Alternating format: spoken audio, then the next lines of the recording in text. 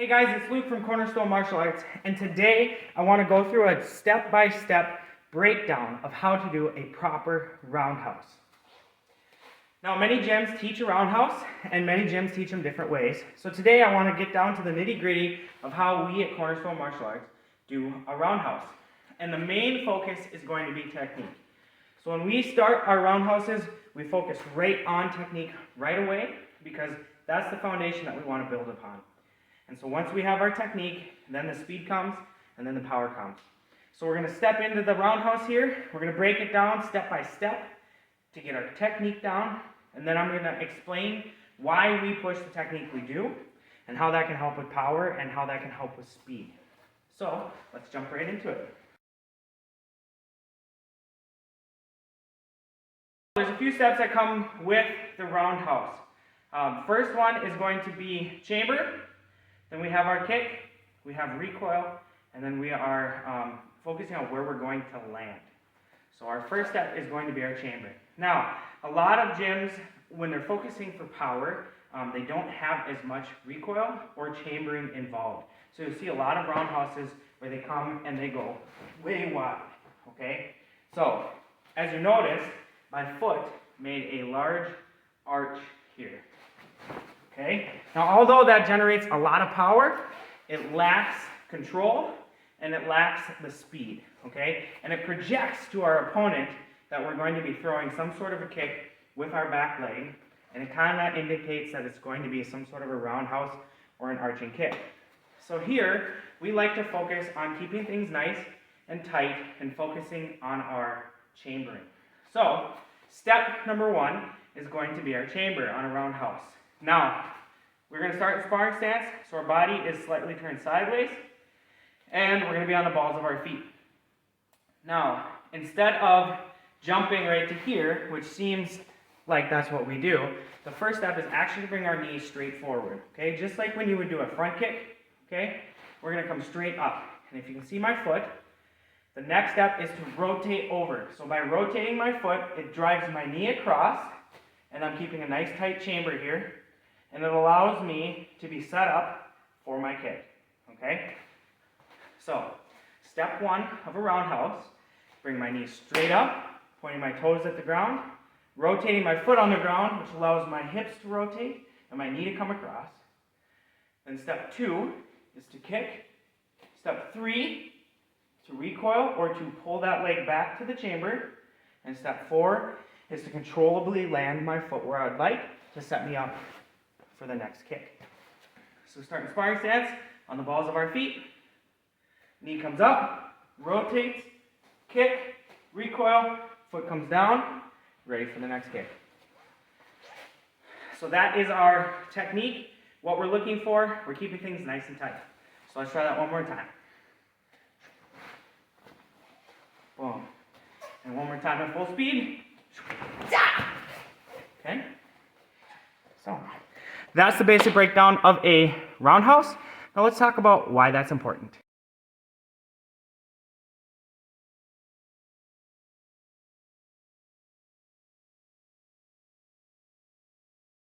Okay guys, when it comes to kicking, we want to have a few things. We want to have technique. That's number one. That's the foundation for everything. Number two, we want to be able to generate speed over time, and we want to be able to generate power, okay? And I'm going to talk about how we can do that with a roundhouse specifically while keeping our technique. So we don't lose our speed and we don't lose our power, okay? So the first thing I want to talk about is power. So if we have our kicking bag here, we want to kick this thing as hard as we can. Now, if we do it the slow way, where our foot is dragging through the air, we can generate a lot of power, okay? But it projects to our opponent that the kick is coming, and it also is slow.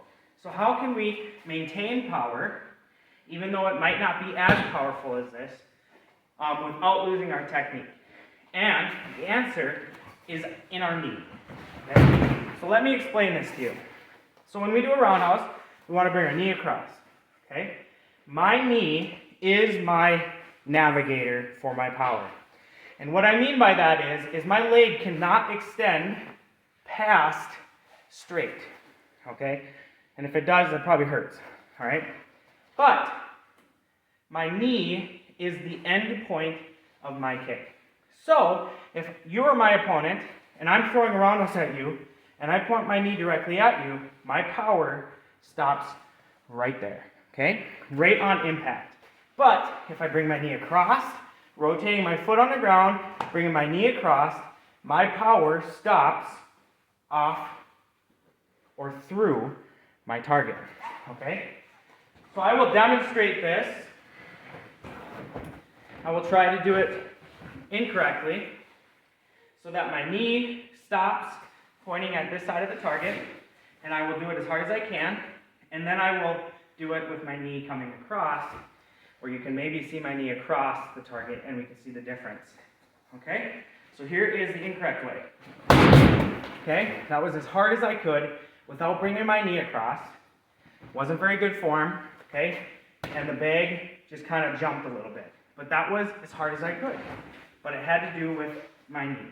So now, if I bring my knee across without swaying my leg, coming straight up and over, let's see what kind of power I can generate with my knee over here. Okay?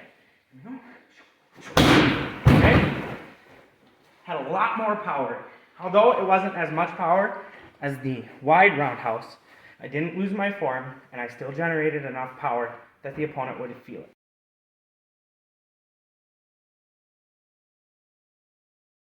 Okay guys, so we've gone through how to do the proper technique for a roundhouse, and then we've talked about how to generate power, and now I want to talk about how to generate speed. Now obviously practice and repetition with the proper technique is going to build the speed, and it's going to build the power over time as your legs strengthen and your balance comes and your body just adapts to doing the same kick over and over.